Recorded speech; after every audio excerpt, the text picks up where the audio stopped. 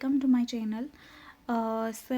Today we will learn about, आज हम reproductive system of cockroach के बारे में पढ़ेंगे, क्योंकि अक्सर जो मैंने देखा है ना कि इसमें बहुत दिक्कत आती है। तो बच्चों को जो नीट के लिए प्रिपेयर कर रहे हैं, तो रिप्रोडक्टिव सिस्टम ऑफ कॉकरोच को मैं बहुत इजी बनाऊंगी। मेरे पास शॉर्ट नोट्स भी हैं इसके, तो अगर आपको कुछ भी दूसरे शॉर्ट नोट्स चाहिए आप मुझे नीचे बता देना। तो रिप्रोडक्टिव सिस्टम ऑफ कॉकरोच में हम बहुत अच्छे से करेंगे एंड हर एक चीज़ को बहुत शॉर्टली इंक्लूड करेंगे, और मैंने एनसीईआरटी का हर एक पॉइंट कवर किया है। सो आपको रिप्रोडक्टिव सिस्टम ऑफ कॉकरोच में सबसे पहले मेल का पढ़ना है, फिर उसके बाद फीमेल का रिप्रोडक्टिव सिस्टम पढ़ना है। मेल जो है हमें पता है कि मेल में चाहे वो कॉकरोच हो चाहे हम हो, हम में भी टेस्टीज प्रेजेंट है, male reproductive system of cockroach में भी टेस्टीज प्रेजेंट है। और सबसे बड़ी बात याद रखनी है कॉकरोच के male reproductive system of cockroach, तो ये जो कॉकरोच होते हैं ना ये डाइशियस होते हैं। डाइशियस क्या मतलब हुआ, मतलब कि इनका जो डाइशियस का ये मतलब होता है, एक मिनट, डाइशियस का मतलब होता है कि इनमें जो मेल है, इनमें मेल और फीमेल रिप्रोडक्टिव सिस्टम जो है वो सेपरेट है। मेल का भी अलग रिप्रोडक्टिव सिस्टम है, फीमेल का भी अलग रिप्रोडक्टिव सिस्टम है। अगर एक मेल ऑर्गेनिज्म है तो उसमें मेल रिप्रोडक्टिव सिस्टम होगा, फीमेल ऑर्गेनिज्म है, फीमेल कॉकरोच है तो उसका अपना फीमेल रिप्रोडक्टिव सिस्टम होगा, उसको डाइशियस कहते हैं। ठीक है, तो मेल एंड फीमेल ये हो, मेल और फीमेल का ये होता है कि दोनों में रिप्रोडक्टिव सिस्टम है और दोनों में सेक्सेस को डिफ्रेंशिएट करने की कैपेबिलिटी है।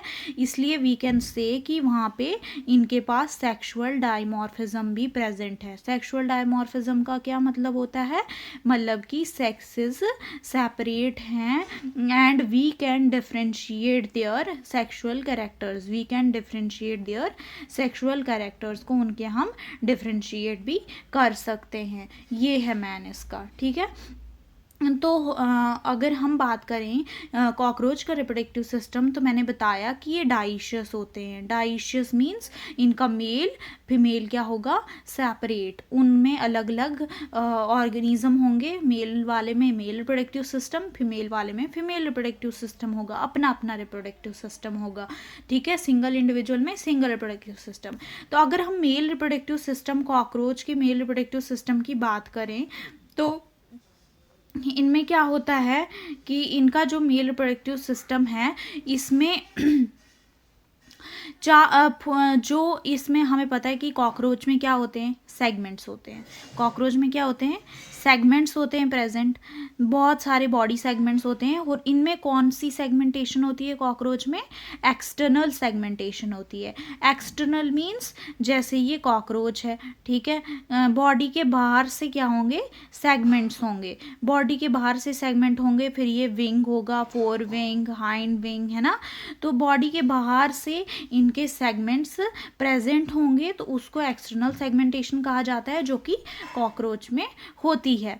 ठीक है, अगर हम male reproductive system of cockroach की बात करें तो इनमें क्या प्रेजेंट होती हैं, टेस्टीज प्रेजेंट होती हैं। क्या प्रेजेंट होती हैं, इनमें टेस्टीज प्रेजेंट होती हैं। और टेस्टीज जो होती हैं ये प्रेजेंट होती हैं पेयर में। किस में प्रेजेंट होती हैं, पेयर में होती हैं टेस्टीज। पेयर में मीन्स दो टेस्टीज होंगी, एक पेयर होगा टेस्टीज का। अगर हम टेस्टीज में आगे बढ़ें तो टेस्टीज के बाद क्या आता है इनमें, टेस्टीज के बाद इनमें आता है वॉस डिफरेंस। टेस्टीज के बाद क्या आता है इनमें, वॉस डिफरेंस आता है। टेस्टीज के बाद वॉस डिफरेंस आता है एंड वॉस डिफरेंस जो होता है इनका वो बहुत थिन होता है। इनका वॉस डिफरेंस थिन होता है, पतली सी एक ट्यूब होती है। ठीक है, वॉस डिफरेंस के बाद इनमें क्या कंटिन्यू होता है, वॉस डिफरेंस के बाद इनमें कंटिन्यू होता है सेमाइनल वेजिकल। सेमाइनल वेजिकल में क्या होता है, स्माइनल वेजिकल का बस इतना काम होता है कि वो क्या करता है, स्पर्म्स, जो स्पर्म्स हैं उनको स्टोर करता है। स्माइनल वेजिकल स्पर्म्स को स्टोर करता है एंड स्माइनल वेजिकल्स जो हैं स्पर्म्स को कैसे स्टोर करता है, ये स्माइनल वेजिकल स्पर्म्स को एक साथ ग्लूड करके रखता है। ग्लूड मीन्स चिपका के, ग्लू की तरह। तो स्पर्म्स जो हैं इस स्पाइनल वेजिकल में ग्लूड टुगेदर ग्लू होते हैं एक दूसरे के साथ, glue together in the form of bundles की फॉर्म में, किसकी फॉर्म में, बंडल्स की फॉर्म में होते हैं स्पर्म स्माइनल वेजिकल में, इन दी फॉर्म ऑफ बंडल्स की फॉर्म में। और जब ये ऐसा स्ट्रक्चर बनता है कि स्माइनल वेजिकल्स ने स्पर्म्स को एक साथ ग्लू रखा है बंडल्स की फॉर्म में, तो उस वाले मतलब कि स्ट्रक्चर को क्या, जो स्ट्रक्चर वहाँ पे फॉर्म हुआ उसे कहा जाता है स्पर्मैटोफोर। उसको क्या कहा जाता है, जब स्पर्म्स एक साथ ऐसे, जैसे बहुत सारे स्पर्म्स हैं ना, तो ये क्या हैं, एक साथ ग्लूड हैं, एक साथ यहाँ पे उनका न्यूक्लिएटेड हेड, ये स्पर्म्स एक साथ ग्लूड हैं ऐसे, तो इस पूरे स्ट्रक्चर को क्या कहा जाएगा, स्पर्मैटोफोर। तो स्माइनल वेसिकल्स में क्या स्टोर होते हैं, स्पर्म स्टोर होते हैं, और स्पर्म्स एक साथ ग्लूड होते हैं, एक दूसरे के साथ चिपके हुए होते हैं, बहुत सारे स्पर्म्स बंडल्स की फॉर्म में, तो उसको क्या कहा जाता है, स्ट्रक्चर जो बनता है दैट्स कॉल्ड एज अ स्पर्मैटोफोर, उस स्ट्रक्चर को स्पर्मैटोफोर कहा जाता है।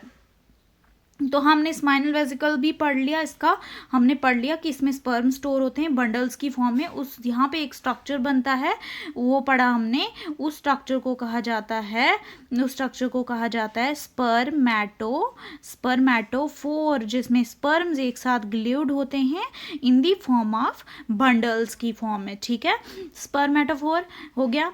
अब स्माइनल वेसिकल के बाद यहाँ पे आता है दैट इज इजैकुलेटरी डक्ट। क्या आता है, ejaculatory duct, ejaculatory duct. Ejaculatory duct जो है ये कंटिन्यूड होता है मेल गोनोफोर में। इजैकुलेटरी डक्ट आगे जाके किस में कंटिन्यू होता है, मेल गोनोफोर में। Ejaculatory duct continued to male gonophore. Male gonophore जो है ये एनस जो होता है, एनस के वेंट्रल साइड पे होता है। वेंट्रल साइड मीन्स अगली, अगर एनस पिछली साइड में है तो उसकी अगली साइड में, मेनस के आगे वेंट्रल साइड में क्या प्रेजेंट होता है, मेल गोनोफोर। तो मेल गोनोफोर जो है इसका एक पॉइंट है कि ये प्रेजेंट होता है वेंट्रल टू एनस। ये सब कुछ पॉइंट्स जो है ना जो मैं बता रही हूँ, these are all written in, ये सब NCERT के पॉइंट्स हैं। एक एक पॉइंट, एक एक लाइन का मैंने यहाँ पे निचोड़ लिखा है कि मेल गोनोफोर कहाँ पे प्रेजेंट होंगे, वेंट्रल टू एनस, मतलब कि ऐसे होगा, एनस अगर ये बिहाइंड है तो यहाँ पे होगा ये मेल गोनोफोर, मेल गोनोफोर यहाँ पे होगा एंड एनस उसके पीछे है। तो वी कैन से कि एनस के वेंट्रल साइड में मेल गोनोफोर इज प्रेजेंट। तो मेल गोनोफोर पहुंच गए हम। सबसे पहले देखो यहाँ पे हमने टेस्टिस से स्टार्ट किया था, फिर वॉस डिफरेंस में, फिर स्माइनल वेसिकल्स में जहाँ पे स्पर्मैटोफोर बना, बंडल्स ऑफ स्पर्म्स, फिर इजैकुलेटरी डक्ट में स्पर्म्स के, देन मेल गोनोफोर में गए। मेल गोनोफोर के बाद ये कंटिन्यू होता है, मेल गोनोफोर के बाद ये कंटिन्यू होता है इन किसमें ये कंटिन्यू होता है एक्सटर्नल जेनिटिलिया में। एक्सटर्नल, मेल गोनोफोर के बाद ये कंटिन्यू होता है एक्सटर्नल जेनिटिलिया में। एक्सटर्नल मीन्स बाहर, जो अब बाहर आगे बाहर वाले रिप्रोडक्टिव ऑर्गन्स। एक्सटर्नल जेनिटिलिया में मेल गोनोफोर के बाद ये कंटिन्यू हुआ। ठीक है, एक्सटर्नल जेनिटिलिया को फैलोमेयर भी कहा जाता है। शायद से आपने देखा होगा, डायग्राम में एग्जामिन किया होगा कि राइट और लेफ्ट फैलोमेयर होती है। तो एक्सटर्नल जेनिटेलिया के बाद ये कंटिन्यू होता है फैलोमेयर में। ठीक है, मेल गोनोफोफाइसिस भी उसे कहा जाता है। एंड यहाँ पे इनके पास जो ग्लैंड्स प्रेजेंट हैं उनके बारे में आप डिस्कस करेंगे। तो सबसे पहले ये टेस्टिस में आए स्पर्म्स, देन वॉस डिफरेंस में गए, फिर स्माइनल वेसिकल में, इजैकुलेटरी डक्ट, मेल गोनोफोर के बाद एक्सटर्नल जेनिटेलिया जिसे फैलोमेयर भी कहा जाता है, या फिर it is also called as male gonapophysis. I hope you understood this whole reproductive system of cockroach में टेस्टिस से vas deferens, then seminal vesicle, ejaculatory duct, male gonophore, then external genitalia जिसे फैलोमेयर या फिर mail गोनापोफाइसिस भी कहा जाता है। And स्माइनल vesicle के बारे में हमने पढ़ा कि स्पर्मैटोफोर, इसमें स्पर्म स्टोर होते हैं बंडल्स की फॉर्म में जिसे स्पर्मैटोफोर कहा जाता है। एंड मेल गोनोफोर जो है वो वेंट्रल टू एनस होता है और वॉस डिफरेंस इनकी थिन होती है। ये सब कुछ हमने पढ़ा। Then we will now go to इनके जो ग्लैंड्स हैं, इन मेल वाले रिप्रोडक्टिव सिस्टम के कौन कौन से ग्लैंड्स हैं इसके बारे में वी विल डिस्कस। ठीक है, सो जो इनमें सबसे पहले ग्लैंड है, जो सबसे ऑब्वियसली पता भी है सबको कि इनमें प्रेजेंट होता है जो gland, that is the mushroom gland. कौन सा ग्लैंड, ये तो याद रहेगा, आराम से ही रहेगा, है ना। इनमें जो ग्लैंड्स प्रेजेंट है, जो सबसे पहला है, that is the mushroom gland. Mushroom shape का होता है मशरूम ग्लैंड। मशरूम ग्लैंड जो है ये मशरूम शेप का होता है। किस शेप का होता है, मशरूम तो खाए होंगे, है ना, तो ये मशरूम ग्लैंड मशरूम शेप का होता है बेटा जी, ये होता है मशरूम शेप का। और ये क्या, इसे हम क्या कह सकते हैं, इसे हम कह सकते हैं एक्सेसरी रिप्रोडक्टिव ग्लैंड। कौन सा ग्लैंड, एक्सेसरी, मतलब कि सबसे इम्पॉर्टेंट रिप्रोडक्टिव ग्लैंड है हमारा जो कॉकरोच में ग्लैंड प्रेजेंट है, दैट इज मशरूम ग्लैंड। तो हमने मेल रिप्रोडक्टिव सिस्टम में क्या पढ़ा कि टेस्टिस पेयर में प्रेजेंट थी, टेस्टिस वॉस डिफरेंस जो कि थिन थी उसमें कंटिन्यू हुई, है ना। सबसे पहले हमने पढ़ा कि टेस्टिस जो हैं वो पेयर में थी, क्या थी, पेयर में थी। टेस्टिस किस में कंटिन्यू हुई, टेस्टिस कंटिन्यू हुई वॉस डिफरेंस में। वॉस डिफरेंस क्या थी, वॉस डिफरेंस थिन थी। देन वॉस डिफरेंस जो है वो कंटिन्यू हुई इजैकुलेटरी डक्ट में। Ejaculatory duct, was difference, sorry, was difference continue हुई किस में, स्माइनल वेजिकल में। वॉस डिफरेंस कंटिन्यू हुई स्माइनल वेजिकल में, जिसमें क्या बना था, स्पर्मेटोफोर। ये पॉइंट्स लिखते जाने चाहिए प्रैक्टिस करते समय।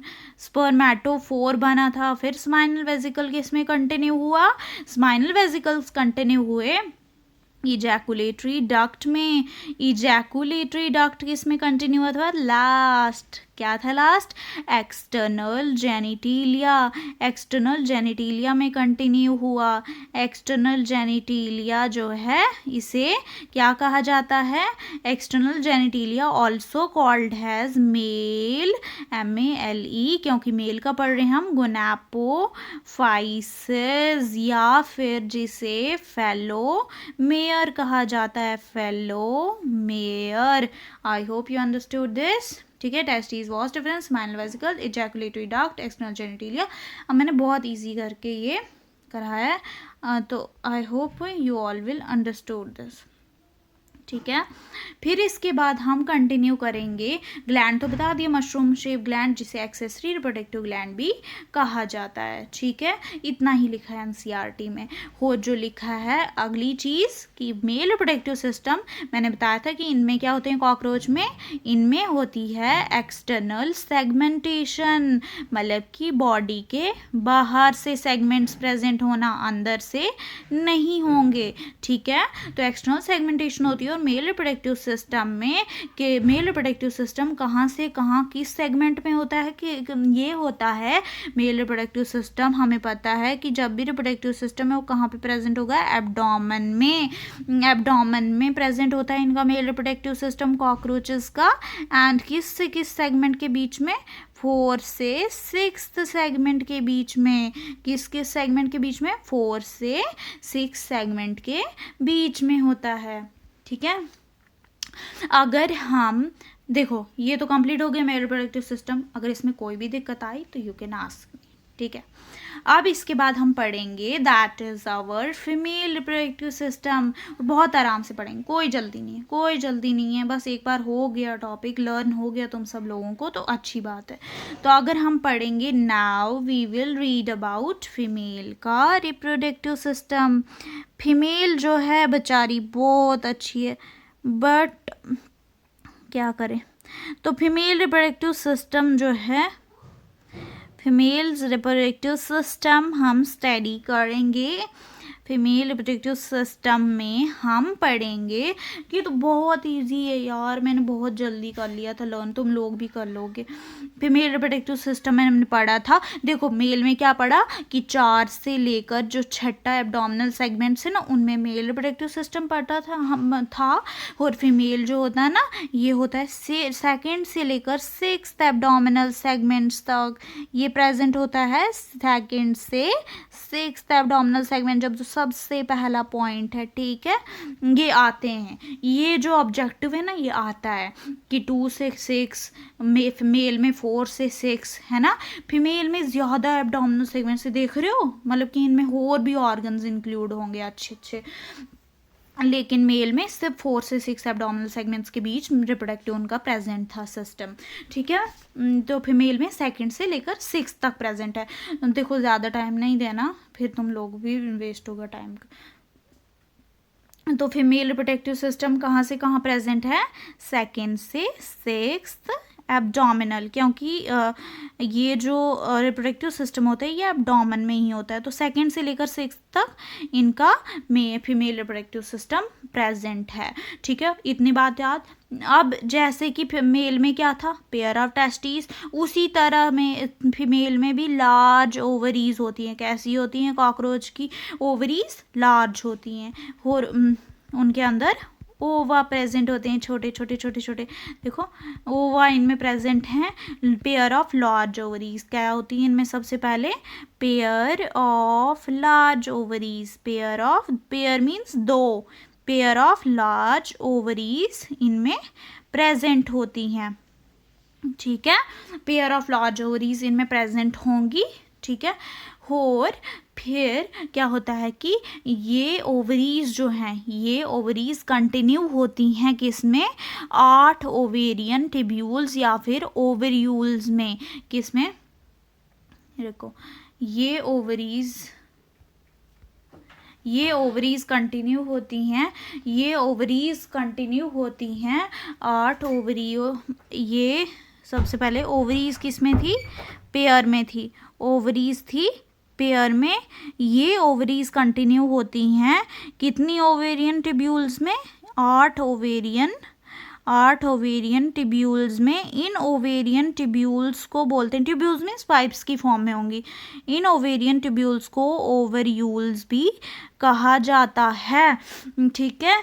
ये ओवेरियन टिब्यूल्स या फिर ओवरयूल्स जो होती हैं ये क्या होता है, ये एक चैन होती हैं, चैन की तरह होती हैं, चैन बनती है किनकी, डेवलपिंग ओवा की। मैं तुम लोगों को दिखाऊंगी कैसे बनती है चैन डेवलपिंग ओवा की, मतलब कि जो ओवा अंदर थे ओवेरीज के उनका चैन बनता है, ऐसे चैन बनती है, तो उस तरह से चैन बनने की वजह से ये ओवेरियन टिब्यूल के नाम से जानी जाती है। चैन क्या किस नाम से जानी जाती है, ओवेरियन टिब्यूल से। तो ओवरीज किस में कंटिन्यू हुई, ओवरीज कंटिन्यू हुई ओवेरियन टिब्यूल्स या फिर जिन्हें ओवरयूल्स भी कहा जाता है। ये एक चेन होती है डेवलपिंग ओवा की, this is a chain of developing ओवा। तो ओवरीज आर इन पेयर और ये कंटिन्यू हुई ओवेरियन टिब्यूल्स जिन्हें ओवरयूल्स भी कहा जाता है। तो सबसे पहले हमने पढ़ा कि ओवरीज जो हैं ये कंटिन्यू हुई कितनी ओवेरियन टिब्यूल्स में, 8 ओवेरियन टिब्यूल्स या फिर जिन्हें ओवेरियूल्स भी कहा जाता है, ओवेरियूल्स भी कहा जाता है। एंड इनमें क्या होता है, ये होती हैं चैन की फॉर्म में। ये 8 ओवेरियन टिब्यूल्स कंटिन्यू होती हैं किसमें, ओविडक्ट। ओविडक्ट क्या है, हमारी फैलोपियन ट्यूब जो कि हम में भी होती है। ओविडक्ट में कंटिन्यू हुई ओवेरियन टिब्यूल्स के बाद दिस ओवरीज के सबसे पहले इनके फीमेल रिप्रोडक्टिव सिस्टम में क्या आते हैं, ओवरीज, फिर उसके बाद 8 ओवेरियन टिब्यूल्स जिन्हें ओवरयूल्स भी कहा जाता है, जो एक चैन होती है डेवलपिंग ओवा की। जो ओवा डेवलप हो रहे होते हैं, जो एग्स डेवलप हो रहे होते हैं, उनकी एक चैन बनती है, उसे ओवेरियन टिब्यूल्स कहा जाता है। फिर वो ओवेरियन टिब्यूल्स कंटिन्यू करती हैं ओविडक्ट में। ओविडक्ट क्या है, फैलोपियन ट्यूब।